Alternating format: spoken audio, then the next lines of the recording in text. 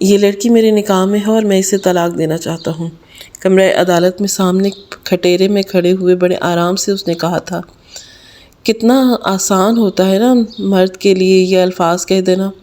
میں اپنی آنکھیں جھکائے کسی مجرم کی طرح کھڑی تھی، حالانکہ میرا کوئی قصور نہیں تھا۔ میرے پاس اتنے پیسے نہیں تھے کہ وکیل کرواتی، اس لیے ایک سرکاری وکیل میری طرف سے میرا کیس لڑ رہا تھا۔ میں طلاق نہیں لینا چاہتی تھی۔ سرکاری وکیل فیضان سے پوچھنے لگا کہ مسٹر فیضان، آپ اپنی بیوی کو طلاق کیوں دینا چاہتے ہیں جبکہ اب تک آپ کی اور اس کی رخصتی تک نہیں ہوئی؟ اگر شادی ہوتی ہے، رخصتی ہوتی ہے تو سمجھ بھی آتا ہے کہ آپس میں بنی نہیں یا لڑائی جھگڑا ہوتا، مار پیٹ گالم گلوچ ہوتی، لیکن آپ دونوں کے بیچ میں ایسا کچھ بھی نہیں، کوئی سلسلہ ہی نہیں۔ پھر کیا وجہ ہے آپ اپنی بیوی کو طلاق دینا چاہتے ہیں؟ ایسا بھی کیا کہتی ہے آپ کو؟ اس نے ایسا بھی کیا کیا؟ تو فیضان کہنے لگا کہ کیونکہ یہ سبز قدم ہے۔ یہ سن کر جج نے اپنا چشمہ ناک سے اوپر کیا۔ وہاں موجود کمرہ عدالت میں چہمہ گوئیاں ہونے لگی۔ سرکاری وکیل کچھ ثانیے تک فیضان کی شکل دیکھتا رہا، پھر کہنے لگا کہ مسٹر فیضان، آپ کی تعلیم کتنی ہے؟ وہ کہنے لگا کہ میں نے BBA کیا ہے اور میں ایک بینک کی جاب کر رہا ہوں۔ وکیل تھوڑا سا مسکرایا تھا اور پھر کہنے لگا کہ میں حیران ہوں کہ آپ کی بات سن کر۔ آپ تعلیم یافتہ ہیں، بینک میں جاب کرتے ہیں اور ایسی دقیانوسی باتیں بھی کرتے ہیں۔ شاید وکیل صاحب کو اپنے کانوں پر یقین نہیں آ رہا تھا۔ فیضان کہنے لگا کہ یہ دقیانوسی باتیں نہیں ہیں، یہ لڑکی میری کزن لگتی ہے اور میں بچپن سے ہی دیکھتا ہوں کہ یہ سبز قدم ہے، اور اگر میں نے اس کے ساتھ رخصتی کر لی تو میں مر جاؤں گا، کیونکہ پامسٹ نے بھی یہی کہا تھا۔ وہ وکیل بڑی حیرت سے دیکھ رہا تھا۔ وہ کہنے لگا کہ میں نے آج تک اتنی زندگی بھی گزار لی، ایسی نوعیت کا کوئی کیس نہیں دیکھا جہاں ایک لڑکی کو بس اس لیے طلاق دی جاتی ہے کیونکہ وہ سبز قدم ہے۔ فیضان کہنے لگا کہ آپ اتنا حیران کیوں ہو رہے ہیں؟ میں یہ بات ثابت کر سکتا ہوں۔ وہ گواہی کے طور پر بھی میرے پاس بہت سے لوگ ہیں جو کہ یہ بات بتا سکتے ہیں کہ جب سے میں یہ پیدا ہوئی ہے تب سے لے کر اب تک جہاں جہاں یہ گئی ہے، وہاں وہاں کیا کیا نقصانات ہوئے ہیں۔ وہ وکیل کہنے لگا کہ مجھے تو آپ کی یہ بات ہی سمجھ میں نہیں آ رہی۔ عجیب سی لاجک ہے فیضان صاحب، میں نے آج تک کبھی اس بات کو بنیاد رکھ کر کسی بھی مرد کی عورت کو طلاق دینے کے لیے نہیں دیکھا۔ تو فیضان کہنے لگا کہ لیکن میں دینا چاہتا ہوں، میں تو اسے یوں بھی طلاق دے سکتا ہوں اگر یہ مجھ پر کیس نہ کرتی، لیکن اس نے کیس کر دیا کہ اسے طلاق کی وجہ جاننی ہے، تو میں نے وجہ بتا دی۔ وکیل کہنے لگا کہ آپ ایک پڑھے لکھے انسان ہو کر بھی اس طرح کی باتوں پر یقین رکھتے ہیں، حیرت ہے فیضان صاحب۔ وہ کہنے لگا کہ ایسا کریں وکیل صاحب، میں اسے طلاق دے دیتا ہوں، آپ اس سے نکاح کر لیں، پھر آپ کو پتہ چل جائے گا کہ کیسی ہے۔ میں تو یہ رسک نہیں لے سکتا، خاص طور پر اس وقت جب میرا پامسٹ مجھے یہ بتا چکا ہے کہ جیسے ہی میری اس لڑکی سے شادی ہوگی تو اس کی نحوست اور سبز قدم میری زندگی میں جیسے ہی آئیں گے تو میں 1 سال بعد ہی مر جاؤں گا۔ وہ وکیل کہنے لگا کہ آپ ایک پامسٹ کی جھوٹی بات سن کر اپنی بیوی کو طلاق دے رہے ہیں۔ ارے پہلے قصور تو بتائیں، اس بیچاری کا قصور کیا ہے؟ کبھی کچھ کہا اور اس نے کبھی کوئی بدتمیزی کی، اس نے زبان درازی کی یا کردار کی اچھی نہیں ہے؟ تو وہ کہنے لگا کہ میں اس کے کردار پر کوئی شک نہیں کر رہا، میں جانتا ہوں کہ یہ بد کردار نہیں ہے اور نہ ہی اس نے کبھی مجھ سے کوئی ایسی بات کی ہے۔ جج کہنے لگا کہ جب آپ کی بیوی بد کردار نہیں ہے، آپ سے کچھ کہتی نہیں ہے اور ابھی وہ آپ کی زوجیت تک میں نہیں آئی تو کیوں طلاق دے رہے ہیں؟ وہ بھی ایک من گھڑت بات سن کر وہ کہنے لگا کہ دیکھیں، میں طلاق دینا چاہتا ہوں اور یہ سب سے بڑی وجہ ہے کیونکہ میں مرنا نہیں چاہتا۔ وکیل صاحب کہنے لگے کہ ہمارا اس بات پر ایمان ہے کہ زندگی موت اللہ کے ہاتھ میں ہے، اور آپ نے اس پامس کو نعوذ باللہ خدا سمجھ لیا ہے۔ وکیل صاحب کی بات سن کر فیضان کو بہت غصہ آیا تھا۔ وہ کہنے لگا کہ باتیں بنانا بہت آسان ہے وکیل صاحب۔ پھر فیضان نے جج سے سامنے کہا کہ اگر وکیل صاحب کو یا کسی بھی مرد کو میری بات سے اختلاف ہے اور وہ یہ سمجھتا ہے کہ یہ من گھڑت کا بات ہے تو میں کھلے عام سب کو یہ چیلنج کرتا ہوں کہ وہ اس لڑکی سے نکاح کرے اور پھر 1 سال بعد میرے پاس آ جائے۔ اگر وہ زندہ ہوا تو وہ مجھ سے کہے کہ میں اس کو دینے کو تیار ہوں، جو مانگے گا میں اسے دوں گا۔ بڑے دعوے سے فیضان نے یہ بات کہی تھی، اور کہہ رہا سکتا تھا کہ کیونکہ شاید میں واقعی ہی سبز قدم تھی۔ فیضان کے کھلے عام یوں چیلنج کرنے پر سب ہی یوں خاموش ہوئے تھے، جیسے سب کو سانپ سونگھ گیا تھا۔ اس بار تو سرکاری وکیل بھی چپ تھے۔ فیضان کہنے لگا کہ بیرسٹر ہمدانی صاحب، اب آپ کیوں چپ ہو گئے؟ اگر آپ کو لگتا ہے کہ یہ من گھڑت بات ہے تو میں طلاق دیتا ہوں۔ اس سے رخصتی تو ویسے بھی نہیں ہوئی تھی کہ عدت کا مسئلہ اٹھے۔ آپ اس سے نکاح کر لیں، اور پھر 1 سال بعد اگر آپ زندہ بچ گئے تو میں آپ کے سامنے کھڑا ہوں، اپنے وعدے کے مطابق آپ کو منہ مانگے قیمت دوں گا۔ فیضان بڑے یقین سے یہ بات کہہ رہا تھا۔ سرکاری وکیل بڑے غور سے کبھی فیضان کو دیکھنے لگا تو کبھی مجھے۔ جج کہنے لگا کہ یہ کوئی حل نہیں ہے، بہرحال آپ طلاق دینا چاہتے ہیں تو دے سکتے ہیں، کیونکہ آپ اس معاملے میں بااختیار ہیں، لیکن خدا کے لیے وجہ وہ مت بتائیں جو بے بنیاد ہو۔ فیضان کہنے لگا تو پھر آپ نکاح کر لیں۔ وہ جج 50 سے اوپر کی عمر کا تھا۔ یہ بات سن کر اس نے ماتھے پر بل ڈالے، پھر اپنے ماتھے پر آنے والا پسینہ اور ٹشو سے صاف کرنے لگا۔ فیضان کہنے لگا کہ آپ کے تو اس سردی میں پسینے بھی پھوٹنے لگے۔ جج صاحب، ہر انسان اسے من گھڑت بات کہتا ہے، لیکن اندر ہی اندر سب کے دلوں میں یہ خوف ہے کہ اگر اس سے شادی کی تو سال بعد مر جائے گا۔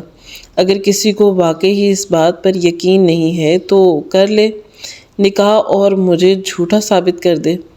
پھر کہنے لگا کہ وکیل صاحب، آپ کیوں اب چپ ہیں؟ ابھی تو آپ مجھے بہت دین اور شریعت بتا رہے تھے۔ آپ کا ایمان اتنا ہی پختہ ہے تو کر لیں اس سبز قدم لڑکی سے شادی۔ میری آنکھوں سے آنسو بہہ رہے تھے، مجھے اپنا آپ بکاؤ مال لگ رہا تھا۔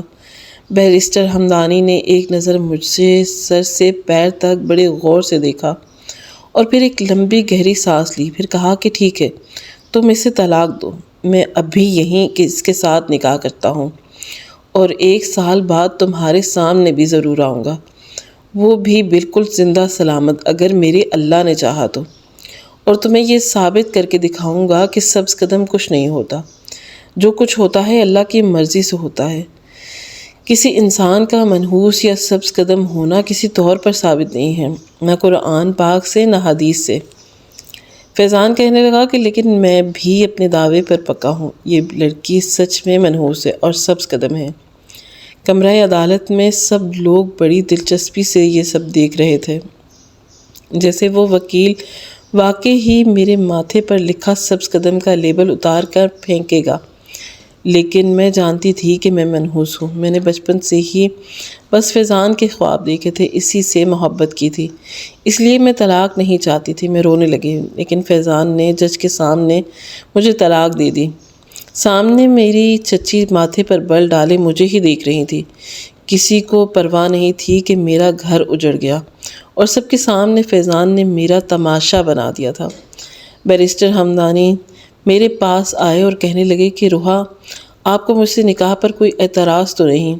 میں نے کہا کہ میرے پاس آپشن نہیں ہے، اس لیے انکار کیا کروں گی۔ بہرحال میرا نکاح بیرسٹر ہمدان سے اسی کمرہ عدالت میں ہوا تھا۔ میرے آنسو بہتے ہوئے جا رہے تھے۔ اس شخص کے ساتھ جا رہی تھی جسے میں جانتی تک نہیں تھی، کل تک میں نے اسے دیکھا تک نہیں تھا، اور آج وہ میرا محرم بن گیا تھا۔ کمرہ عدالت سے نکلتے ہی اس شخص نے میرا ہاتھ پکڑ لیا، جو کچھ سردی کی وجہ سے ٹھنڈا تھا اور کچھ اپنے ساتھ ہوئے اس ثانیہ کی وجہ سے۔ یوں اچانک سے طلاق کی وجہ سے پچھلے 5 سال سے میں اس کے نکاح میں تھی، اور اس نے 1 منٹ میرے بارے میں نہیں سوچا۔ پتہ نہیں کیوں، لیکن مجھے کچھ ڈر بھی لگ رہا تھا۔ آج تک کبھی بھی چچا کے گھر سے باہر نہیں نکلی تھی، اور اب ایک ایسے شخص کے ساتھ جا رہی تھی جسے میں بالکل بھی نہیں جانتی تھی کہ وہ کون ہے اور کون نہیں۔ کتنی آسانی سے فیضان نے مجھ سے اپنا تعلق ختم کر دیا، اور مجھے بکاؤ مال سمجھ کر میری بولی لگائی تھی کہ جیسے میرے سبز قدم ہونے پر یقین نہیں اور وہ مجھ سے شادی کر لے۔ میرے پاس کوئی اور آپشن نہیں تھا۔ وہ طلاق دے چکا تھا اور چچا کے گھر کے علاوہ میرا کوئی ٹھکانہ نہیں تھا۔ میں کہاں جاتی؟ اگر میں اس وکیل سے شادی نہ کرتی تو کیا کرتی؟ مجھے اپنی قسمت پر بہت رونا آ رہا تھا جب وہ شخص مجھے اپنے ساتھ پارکنگ ایریا میں لے کر آیا جہاں ایک پرانی سی ویسپا کھڑی تھی۔ اس کی عمر 30 سے 32 کے لگ بھگ ہو گئی تھی، اس سے کم نہیں تھی۔ وہ کہنے لگا کہ بیٹھ جاؤ۔ اپنے ویسپا کو سٹارٹ کرنے کے بعد اس نے مجھ سے کہا کہ میں چپ چاپ خاموشی سے اس کے پیچھے بیٹھ گئی۔ پیچھے کوئی سٹینڈ نہیں تھا جسے میں پکڑ سکتی، اس لیے میں سمجھ نہیں پا رہی تھی کہ کیا کروں۔ تو وہ کہنے لگا کہ روحا مجھے کندھے سے پکڑیں ورنہ آپ گر جائیں گے۔ میں نے کانپتے ہاتھوں سے اس کے کندھوں کو پکڑا۔ اس وقت میرا دل یہ حالت تھی کہ کسی بے لگام گھوڑے کی مانند بھاگ رہا تھا۔ ایسا لگ رہا تھا کہ پتہ نہیں میرے ساتھ کیا ہوگا۔ اپنی گزشتہ زندگی یاد آنے لگی۔ پیدا ہوئی تو میرے ماں باپ کا انتقال ہو گیا۔ 4 سال کے بعد بابا کہنے شروع کیا تھا تو بابا کا انتقال ہو گیا۔ جوائنٹ فیملی میں ہم لوگ رہتے تھے تو دادی کہنے لگی کہ یہی ہے ہی سبز قدم۔ پیدا ہوتے ہی ماں کو کھا گئی اور پھر باپ کا نام لیا تو باپ چل بسا۔ جب میں نے اپنے لیے سبز قدم لفظ سنا تو مجھے پتہ نہیں تھا کہ یہ سبز قدم کسے کہتے ہیں، لیکن پھر مجھے آہستہ آہستہ یہ لگنے لگا کہ میرا نام روحا نہیں ہے بلکہ سبز قدم ہے۔ میرے چچا نے مجھے اسکول میں داخل کروا دیا۔ میں پڑھائی میں بہت اچھی تھی لیکن ظاہر ہے یتیم تھی، اس لیے گھر آتے ہی میری چچی مجھے گھر کے کاموں میں لگا دیتی تھی۔ وہ کہتی تھی کہ جلدی سے برتن دھو، سب صفائی کرو۔ میں اپنے چھوٹے چھوٹے ہاتھوں سے بڑی مشکل سے اسٹول پر کھڑی ہو کر برتن دھوتی تھی۔ جھاڑو بھی جیسے تیسے لگا دیتی تھی۔ شروع سے ہی میں خاموش طبیعت کے مالک تھی، زیادہ سے زیادہ کسی سے بات نہیں کرتی تھی اور کسی کو اس بات کی پرواہ بھی نہیں تھی۔ بچپن سے مجھے یہ پتہ تھا کہ میری دادی نے میرا رشتہ فیضان سے طے کیا ہوا تھا۔ وہ میرا چچا زاد تھا، اپنے گھر میں سب سے بڑا تھا۔ اسکول میں مجھے ایک بار ایک لڑکی نے خواہ مخواہ ہی تھپڑ مار دیا۔ وہ کہنے لگی کہ تم نے میری کاپی چوری کی ہے۔ اس وقت میں 4تھی جماعت میں تھی۔ میں نے کہا کہ میں تمہاری کاپی نہیں چوری کی۔ وہ کہنے لگی کہ کیونکہ فائنل پیپر قریب آنے والے ہیں اور تمہیں ویسے بھی کچھ یاد نہیں ہوتا۔ وہ لڑکی فرسٹ آتی تھی۔ میں نہ تو پوزیشن ہولڈر تھی اور نہ ہی فیلئر۔ میں اچھے نمبروں سے پاس ہو جاتی تھی۔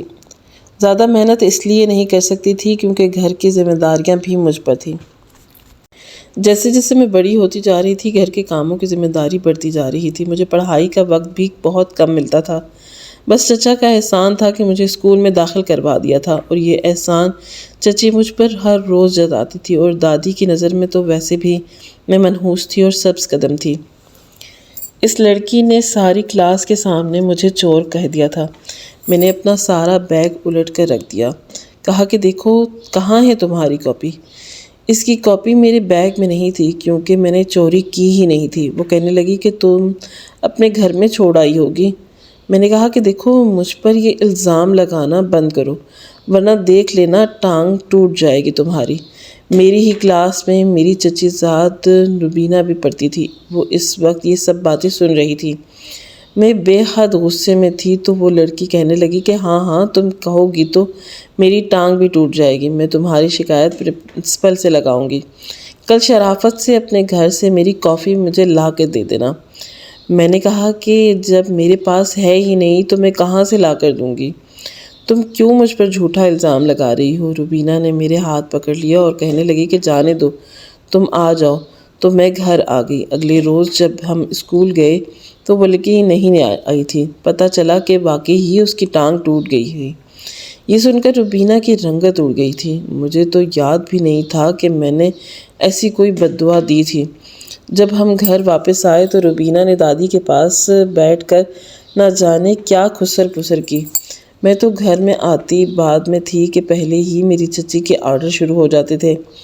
کہتی تھی کہ جلدی سے یونیفارم بدلو اور برتن دھو، پورا سنک بھرا ہوا ہے۔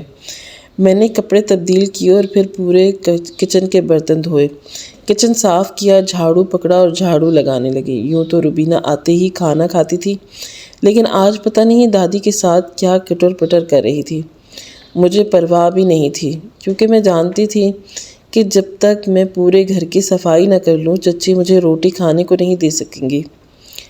مجھے بہت شدید بھوک لگی ہوئی تھی۔ میں نے کام کیا، پھر روٹی کھائی۔ آنکھوں میں نیند اترنے لگی تھی، اس لیے سوچا کہ تھوڑی دیر آرام کر لوں۔ میں سو گئی۔ شام کو جب میری آنکھ کھلی تو میری دادی کہنے لگی کہ اے روحا کی بچی، ذرا ادھر تو آ میرے پاس۔ میں نے کہا کہ چلو جی آپ دادی اپنے پیر دبوائیں گی، پتہ نہیں ان کو میں ہی کیوں نظر آتی ہوں۔ میں دادی کے پاس آ کر بیٹھ گئی۔ میں نے کہا کہ جی کہیے اب آپ نے کیا کروانا ہے؟ تو وہ کہنے لگی تو نے اس لڑکی کو بددعا دی تھی کہ اس کی ٹانگ ٹوٹ جائے۔ میں نے کہا کہ کس لڑکی کو؟ تو وہ کہنے لگی کہ وہی جو تجھ سے کل کاپی مانگ رہی تھی۔ میں نے کہا کہ دادی وہ مجھے چور بول رہی تھی، میں نے اس کی کاپی چوری نہیں کی تھی۔ وہ کہنے لگی تو کم بخت کیوں بددعا دی؟ بیچاری کی ٹانگ ٹوٹ گئی، تجھے پتہ تو ہے کہ منحوس ہے، پہلے تو سبز قدم تھی، اب تیری زبان بھی کالی ہو گئی ہے۔ میں نے کہا کہ کیا مطلب ہے دادی؟ کہنے لگیں کہ بس جا یہاں سے کالی زبان والی کہیں کی۔ مجھے سمجھ نہیں آیا کہ آخر میری زبان کالی کیسے ہو سکتی ہے۔ میں جلدی سے اپنے اسٹور روم میں آئی، چونکہ میرا باہر ٹھکانہ یہی تھا۔ کاٹ کباڑ کا ایک طرف پڑا ہوا تھا اور ایک طرف میری چارپائی تھی جس پر میں سوتی تھی، ساتھ میں اماں کے جہیز کا پرانا ٹرنک بھی تھا جس میں میرے کپڑے اور ضرورت کی اشیاء تھی۔ اسٹور روم میں بس ایک ہی دیوار کی شیشہ تھا۔ میں نے جلدی سے بلب جلایا اور شیشے کے سامنے اپنی زبان نکال کر دیکھنے لگی۔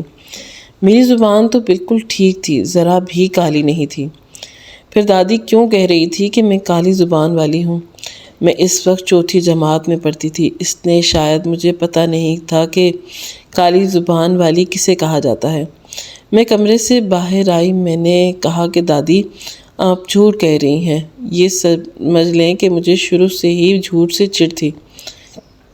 دادی اماں کہنے لگی کہ کم بخت ماری کل موہی، ادھر آ ذرا تجھے 2 تھپڑ لگاتی ہوں، کمینی اپنی دادی کو جھوٹا کہہ رہی ہے۔ میں نے کہا کہ یہ دیکھیں، یہ کہہ کر میں نے اپنی زبان نکالی۔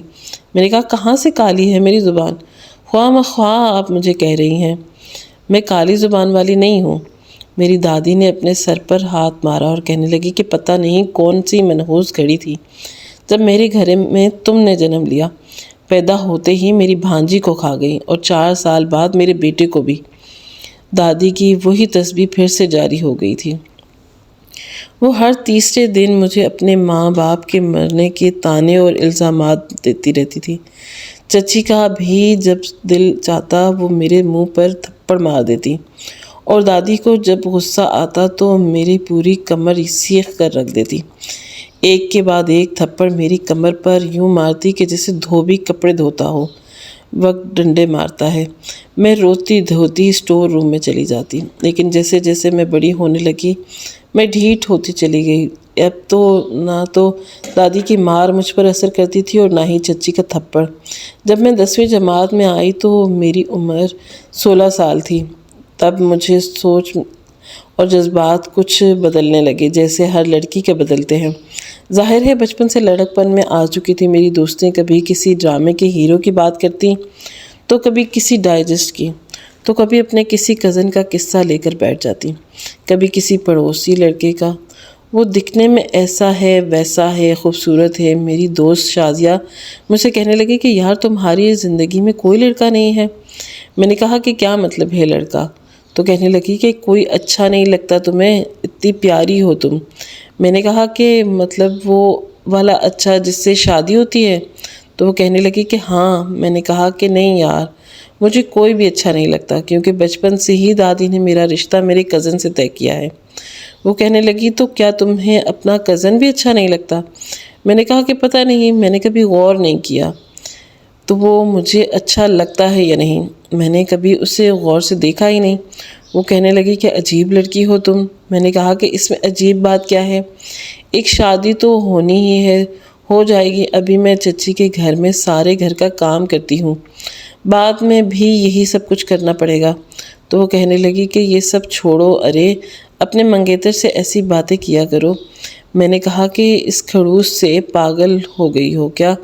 مجھے دیکھ کر اس کے ماتھے پر بل پڑ جاتے ہیں اور تمہیں پتہ ہے وہ ایک نمبر کا پاگل ہے۔ وہ کہنے لگی کہ کیوں، کیا ہوا ہے اسے؟ تو میں نے کہا کہ ہر وقت ستاروں کی باتیں کرتا ہے۔ وہ کہنے لگی کہ ہاؤ سویٹ۔ میں نے شازیہ کی کمر پر ایک تھپڑ مارا۔ میں نے کہا کہ اس میں سویٹ والی بات کیا ہے؟ وہ کہنے لگی کہ ستاروں کی باتیں کرتا ہے، چاند سے تمہیں مشابہت کرتا ہے۔ میں نے کہا کہ وہ والی باتیں نہیں کرتا۔ تو وہ کہنے لگی تو پھر؟ میں نے کہا کہ اس کو یہ یقین ہوتا ہے کہ یہ ستاروں کی چال آج الٹی ہے، آج یہ نہیں کھاؤں گا، آج باہر نہیں جاؤں گا، کچھ عجیب و غریب سا۔ وہ کہنے لگی کہ لو جی، اس میں عجیب و غریب کیا ہے؟ اچھا ہے اگر وہ ایسا سوچتا ہے۔ میں نے کہا کہ مجھے تو باولا سا لگتا ہے۔ شازیہ ہنسنے لگی اور کہنے لگی کہ اصل میں تمہیں پتہ ہی نہیں ہے کہ لڑکیاں آج کل کیا کیا سوچتی ہیں، کیسی کیسی باتیں کرتی ہیں۔ ارے تمہارا منگیتر ہے، تمہیں اس سے احساس دلانا چاہیے، اس سے ایسی ایسی باتیں کیا کرو کہ تمہارے لیے تحفے لایا کرے۔ میں نے کہا کہ اچھا چلو ٹھیک ہے، کہہ کر دیکھوں گی۔ بہرحال کچھ عمر کا تقاضا تھا اور کچھ بدلتے جذبات۔ میں نے فیضان کو دوسری نظر سے دیکھنا شروع کر دیا۔ اسی شام کی چائے بھی دینے کمرے میں گئی۔ میں نے اسے چائے دی اور اس وقت بھی وہ بیٹھا موٹی موٹی کتابیں پڑھ رہا تھا کہ کس اسٹار کے لوگ کس قسم کے مزاج کے ہوتے ہوں اور یہ ہفتہ کیسا گزرے گا۔ بڑی دلچسپی سے پڑھ رہا تھا۔ میں نے چائے کا کپ اس کے پاس رکھا۔ میں نے کہا کہ یہ تم کیا پڑھتے رہتے ہو؟ وہ مجھ سے بس 3-4 سال ہی بڑا تھا۔ وہ کہنے لگا کہ تم سے مطلب اپنے کام سے کام رکھا کرو، سمجھی؟ میں اس کے بیڈ کے پاس رکھی کرسی پر بیٹھ گئی۔ میں نے کہا کہ یہ کیسی کتابیں رکھتے ہو ہر وقت؟ تو فیضان کہنے لگا کہ کیا تکلیف ہے؟ میں نے کہا کہ مجھے تم سے بات کرنی ہے۔ وہ کہنے لگا کہ بولو۔ میں نے کہا کہ کیا رات کو مجھے ایک چاکلیٹ لا دو گے؟ میری بات سن کر اس نے کتاب پیچھے کی اور پھر مجھے حیرت سے دیکھنے لگا۔ وہ کہنے لگا کہ وہ کیوں؟ میں نے کہا کہ ایسے ہی، میرا دل چاہ رہا تھا کھانے کے لیے۔ پتہ نہیں کیا سوچتے ہوئے وہ کہنے لگا کہ اچھا ٹھیک ہے، لا دوں گا۔ یہ سن کر میں بڑا خوش ہوئی تھی۔ میں نے کہا کہ تم سچ مچ مجھے لا دو گے چاکلیٹ؟ تو وہ کہنے لگا کہ ہاں لا دوں گا۔ میرا سر مت کھاؤ، اب جاؤ یہاں سے۔ شام کو اس وقت مجھے چاکلیٹ لا کر دے دی۔ میں بڑی خوش ہوئی تھی اور ایسا پھر اکثر ہونے لگا۔ میں جب بھی اس سے کچھ منگواتی تو وہ چپ چاپ مجھے لا کر دے دیتا۔ مجھے لگتا تھا کہ شاید وہ مجھ سے محبت کرتا ہے، لیکن اس لیے میری فرمائشیں بھی پوری کرتا ہے۔ عید پر کبھی بھی چچی نے مجھے نئے کپڑے نہیں لا کر دیے تھے۔ آج تک میں نے ہمیشہ روبینہ کی عطریں ہی پہنی تھی۔ میں کالج میں گئی تو کالج کی لڑکیوں کی باتیں ہی الگ تھیں۔ سب کا کوئی نہ کوئی بوائے فرینڈ تھا۔ میرے دل میں آہستہ آہستہ فیضان کی محبت بڑھنے لگی تھی۔ میں نے عید سے چند روز پہلے اسے کہا تھا کہ تم کیا مجھے چوڑیاں لا دو گے اور ساتھ ہی مہندی؟ تو وہ کہنے لگا کہ وہ کیا کرنی ہے تم نے؟ میں نے کہا کہ میں لگاؤں گی۔ تو وہ کہنے لگا کہ ٹھیک ہے میں لا دوں گا، اور اس نے مجھے رات کو ہی چوڑیاں اور مہندی بھی لا کر دی۔ مجھے لگا کہ جس سے میں سارے جہان کی تسخیر کر چکی ہوں۔ مجھے لگا کہ شاید فیضان مجھ سے محبت کرتا ہے، جسے مجھے پتہ ہے کہ میں اس کی منگیتر ہوں، اسے بھی پتہ ہوگا کہ اس کی شادی مجھ سے ہی ہونی ہے، اس لیے وہ میرا خیال رکھتا ہے۔ اسی رمضان میں ہماری دادی بہت بیمار رہنے لگی، اس لیے چچا سے کہنے لگی کہ ایسا کرو عید پر فیضان اور روحا کا نکاح پڑھوا دو۔ میری زندگی کا کوئی بھروسہ نہیں ہے، اچھا ہے کہ یہ فرض بھی اپنے سامنے ہی پورا کروا دوں۔ اس بات پر نہ تو فیضان کو اعتراض تھا اور نہ ہی میرے چچا اور نہ ہی چچی کو، حالانکہ چچی کا رویہ میرے ساتھ بہت برا تھا، لیکن پھر بھی میرا نکاح عید کے تیسرے دن فیضان سے طے کر دیا گیا۔ اس دن بھی مجھے روبینہ کی ہی فینسی میکسی پہنا دی گئی تھی جو اس نے اپنے ماموں کی شادی پر بنوائی تھی۔ بہرحال میں بڑی خوش تھی کہ چلو اچھا ہے، اب میں اس گھر کی بہو بن گئی، مجھے بھی عزت ملے گی۔ لیکن ایسا کچھ بھی نہیں تھا، نہ تو دادی مری اور نہ ہی میری چچی کا رویہ مجھ سے بدلا۔ میں اس وقت 12ویں جماعت میں تھی اور فیضان نوکری ڈھونڈ رہا تھا، لیکن جہاں بھی جاتا تھا اسے انکار ہو جاتا تھا۔ انکار کے بعد بھی فیضان کا مزاج بھی ویسے کا ویسا ہی تھا۔ کبھی ایسا نہیں ہوا تھا کہ اس نے مجھ سے کوئی رومانوی بات کی تھی، یا کبھی کوئی پیار محبت والا جملہ بولا ہو، یا میرے لیے کوئی خاص تحفہ لایا ہو۔ پہلے 3 مہینے سے وہ نوکری کے چکر میں اچھا خاصا خوار ہو چکا تھا۔ ایک دن دادی کے پاس جا کر بیٹھ گیا۔ وہ کہنے لگا کہ مجھے لگ رہا ہے کہ آپ کی سبز قدم پوتی کی نحوست میری زندگی میں شروع ہو چکی ہے۔ جب سے میرا نکاح ہوا ہے جہاں جاتا ہوں انکار ملنے لگتا ہے۔ یہ سن کر دادی بھی اپنا سر پکڑ کر بیٹھ گئی۔ وہ کہنے لگی مجھے تو لگا تھا کہ یہ بڑی ہوگی تو اب اس کی نحوست بھی ختم ہو چکی ہوگی۔ مجھے یہ کیا پتا تھا کہ اس کے ساتھ جڑنے والا رشتہ دوسروں کو بھی یوں پریشان کر سکتا ہے۔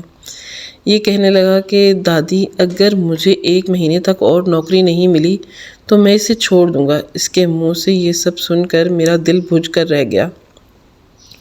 یہ بات چچا نے بھی سن لی تھی اور تو وہ اسے ڈانٹنے لگے۔ وہ کہنے لگے کہ خبردار جو تم نے ایسا الٹا سیدھا کوئی بھی کام کیا تو تمہارا دماغ خراب ہے کیا؟ وہ کہنے لگا کہ جب سے میری اس سے منگنی ہوئی ہے میرے ستاروں کی چالیں بدل گئی ہیں۔ اس کا میری زندگی میں آنا ٹھیک نہیں ہے۔ بابا آپ کو سمجھ کیوں نہیں آتا؟ میرے چچا کہنے لگے کہ تمہاری کتابوں کو میں آگ لگا دوں گا۔ تم کیا اوٹ پٹانگ پڑھتے رہتے ہو؟ 1 مہینے کے بجائے 6 مہینے اور گزر گئے لیکن اسے نوکری نہیں ملی۔ پھر میرے چچا نے اپنے کسی جان پہچان والے سے اس کی نوکری بینک میں لگوا دی لیکن تنخواہ بہت کم تھی۔ ایک دن بڑے غصے سے گھر میں داخل ہوا۔ آیا بھی کافی دیر سے تھا۔ چچی سے کہنے لگا کہ تم کہاں رہ گئی تھی؟ تو کہنے لگا کہ موٹر سائیکل خراب ہو گئی تھی، دھکا مار کر لے کر آیا ہوں۔ پھر پتہ نہیں کیوں مجھے غصے سے دیکھنے لگا۔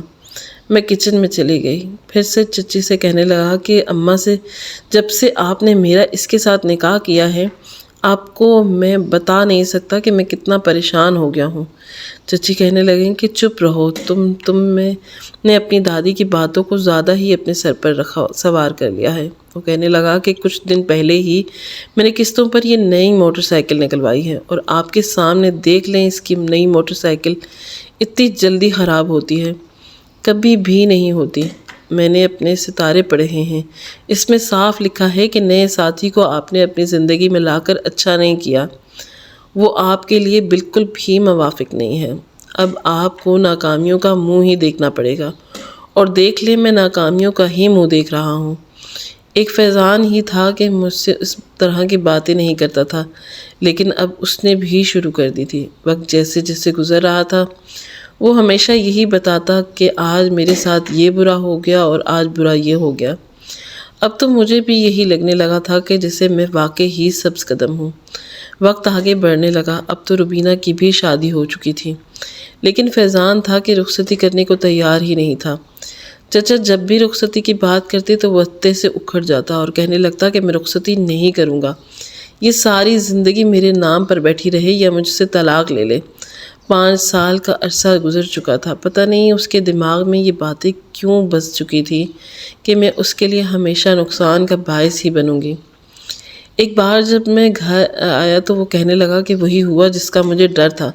چچی کہنے لگیں کہ کیا ہوا؟ تو وہ کہنے لگا کہ اپنا ہاتھ دکھا کر آ رہا ہوں۔ اماں ابھی میری شادی اس کے ساتھ ہوئی تو میں 1 سال بعد مر جاؤں گا۔ یہ سن کر چچی کا ہاتھ دل کے مقام پر تک گیا تھا۔ میری دادی بھی پریشان ہو گئی تھی۔ وہ کہنے لگا کہ اب اس کو کبھی بھی اپنی زندگی میں شامل نہیں ہونے دوں گا۔ دادی کہنے لگیں کہ تو کیسی باتیں کر رہا ہے؟ ارے ہاتھ دکھانا اچھا نہیں ہوتا، گناہ ہوتا ہے۔ وہ کہنے لگا کہ لیکن میں مانتا ہوں ان باتوں کو، کوئی گناہ نہیں ہوتا۔ دادی آپ خود اسے سبز قدم کہنے لگتی تھی تو میرے گلے کیوں ڈال دیا؟ پہلے اس نے پیدا ہوتے ہی اپنے ماں باپ کو مار ڈالا تو اب یہ مجھے بھی مار ڈالے گی۔ میں کسی قیمت پر اس سے شادی نہیں کروں گا۔ جب سے یہ میری زندگی میں آئی ہے کبھی میرا ایکسیڈنٹ ہو جاتا ہے تو کبھی مجھے بینک میں ہو جانے والے نقصان کی بھرپائی کرنی پڑتی ہے۔ سب کہتے ہیں کہ پیسے اسی نے غائب کیے ہیں، حالانکہ میں پوری ایمانداری سے کام کرتا ہوں لیکن جب بھی پیسے کم ہوتے ہیں میری تنخواہ سے کٹ جاتے ہیں۔ میں اسے کبھی اپنے ساتھ نہیں رکھ سکتا، میرے لیے واقعی ہی سبز قدم ہے۔ وہ کہنے لگا کہ میں اسے طلاق دے دوں گا۔ یہ سن کر پہلی بار میں وکیل کے پاس گئی تھی۔ اس سے پوچھنے لگی کہ اگر میں اپنے شوہر کو مقدمہ کرنا چاہوں تو کیسے کروں؟ وہ کہنے لگا کہ کس بات پر مقدمہ کرنا ہے؟ میں نے کہا کہ مجھے طلاق نہیں چاہیے اور میرا شوہر مجھے طلاق دینا چاہتا ہے لیکن میرے پاس وکیل کو بھرنے کے لیے پیسے نہیں تھے، اس لیے وکیل نے میری ساری بات سنی اور مجھ سے کہا کہ سرکاری وکیل بھی جج مہیا کرتا ہے۔ بہرحال آج میں اپنا یہ کیس بھی ہار گئی تھی۔ میں نصیب تھی، شاید اس لیے میری سوچوں کا یہ تسلسل اس وقت ٹوٹا جب اس وکیل کی ویسپا سامنے آنے والی گاڑی سے ٹکرا گئی۔ لو جی، اب میری نحوست اس وکیل پر بھی پڑ چکی تھی، کیونکہ سڑک پر وہ وکیل خون سے